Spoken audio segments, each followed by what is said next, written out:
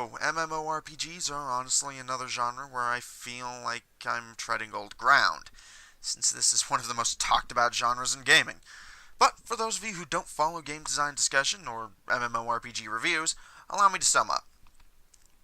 The main draws for MMORPGs are playing a significant amount of other players and having a lot of potentially different playstyles, owing to the need to make combat interesting, challenging, and varied even late into the game, where there's between 6 and 24 people fighting the same monster. Gotta give all those way people to contribute to that big brawl after all.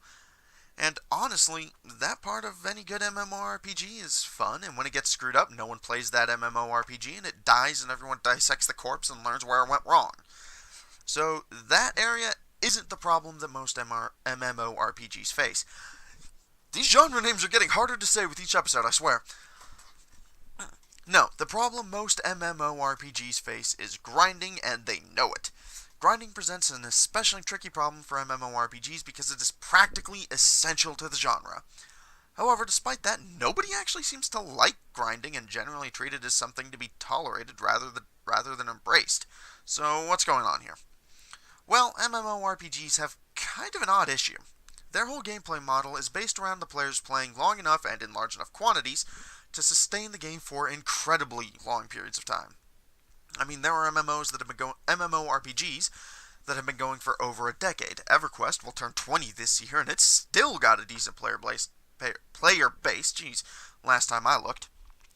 That's just absurd when you think about it, really. This medium is maybe 50 years old or so. Probably less.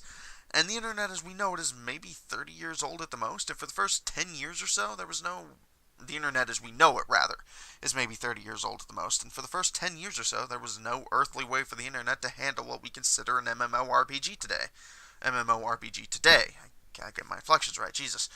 I mean, I know my younger viewers may not know this, but you used to have to connect to the internet with this thing called a landline. It was a phone that had to be plugged into the wall to even work.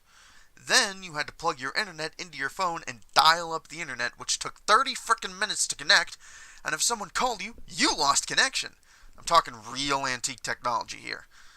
This was still fairly regular when EverQuest came out, and people played it. They're still playing it despite the game being 20 years old and outdated as all hell. You get what I'm saying here. MMORPGs need their players to be willing to play the same game until the damn sun burns out and the planet freezes over. And even then, there'd still be an end of the world event. However, the only really feasible way to manage this is kinda backwards. See, having the best, most exciting gameplay doesn't really work out as well as you might think for making this sort of gameplay loop work. Nothing makes brilliance boring like repetition. Likewise, nothing makes something terrible into something completely abhorrent like repetition. So the solution was, rather perversely, to create the video game equivalent of eating potato chips.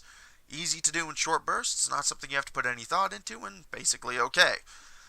Not something that really lights your world on fire, but doesn't piss you off either. The idea was to make a game that the player would play for a specific amount of time a day, then put down and do something else. Basically the larval form of today's mobile game market, but significantly less morally reprehensible. Contrary to any logical sense, this worked pretty well. However, the reason this works is a bit of an odd one. People don't generally play the bulk of MMORPGs for a great story or whatnot. Now, they play because they just want to completely check out for a bit. They want to play a game that they don't have to think about and won't really trigger much of an emotional reaction. The truth is, MMORPGs are completely perfect for this type of game. However, there are times when an MMORPG wakes the player up and requires attention from them. The two main points for this are group dungeons, which require careful planning and coordination to get through, and when it comes time to upgrade your character. Unfortunately, when an MMORPG drops the balls on these parts, it's just painful. If an MMORPG never requires its players to work together, the group play aspect that holds these games together just completely falls apart, and the game dies. On the other hand, if upgrading your character isn't enjoyable and interesting, presenting the player with options for their character build, then the players never get to the point where they need to work with other players, and the game dies. So if bad MMORPGs die, what needs fixing in this genre to save it? Honestly, not much. Yeah, it's weird, but the MMORPG is actually in a fairly healthy state. If anything, it's actually improving. As technology has improved and made this genre easier and cheaper to make, The many game studios have decided that just having potato chip gameplay isn't good enough and have decided to see what they can do to make the experience better for players who don't want to check out while playing.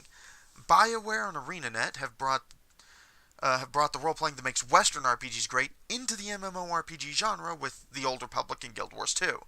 Turbine has been looking into ways to make exploring itself rewarding and interesting in Dungeons & Dragons Online and Lord of the Rings Online. Bungie has proved that using the typical point-and-click interface isn't required for Destiny with games like Destiny and Destiny 2. It's weird because as much as the grind and such of MMORPGs have been complained about, the overall gameplay and story of the genre has only been improving as the years went by. However, a new sickness has begun to make itself known in the MMORPG genre, and this is what players for this genre need to be concerned about if they want to keep their genre healthy. Predatory monetization has begun to creep in, selling things like shaders for armor to players at exorbitant costs, hiding behind the tired old guises of player choice and we're only selling cosmetic items. If we want to keep the MMORPG from turning into a better looking version of the mobile game market, we can't not roll over and accept that kind of thing. Predatory monetization is not yet fatal in the MMORPG genre the way it is in the mobile market. So every time someone tries to force it into your MMORPG of choice, refuse to purchase their exorbitantly priced junk and take them to task over it. However, despite how ominous that above bit may have sounded, the MMORPG genre is overall still in good health. The only two MMORPGs that really struggle with exorbitant cash grab monetization are Destiny 2, and yes, Destiny 2 fanboys, you know those shader prices are bullshit, and the Old Republic with its rotating crates. Or cash shop crates, rather. However, both of these are mild cases compared to the mobile market or things like Battlefront 2 EA, and they don't make the games themselves any less enjoyable. So, yeah, it's in a pretty good shape. Well, that's it for this video, folks. This has been For Fun and Profit, and thank you all so much for watching, and have a good night. See you all in the next video.